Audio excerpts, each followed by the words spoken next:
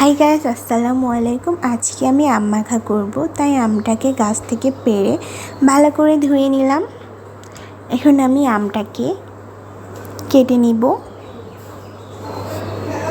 দেখুন, কাঁচা আম, একদম কাঁচা।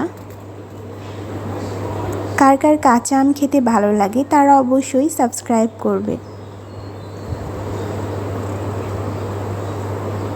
আমটাকে ভালো করে ছিলে নিচ্ছি।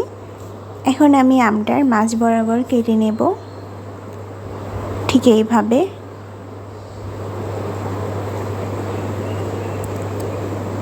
এখন আমের ভেতর থেকে কুইটা বের করে ফেলে দেব। চাকুর মাথা দিয়ে উঠতেছে না, শক্ত হয়ে গেছে। এইভাবে পাতলা পাতলা করে কেটে নিচ্ছি, দেখতেই পাচ্ছেন। খুব বেশি পাতলা না, খুব বেশি মোটাও না।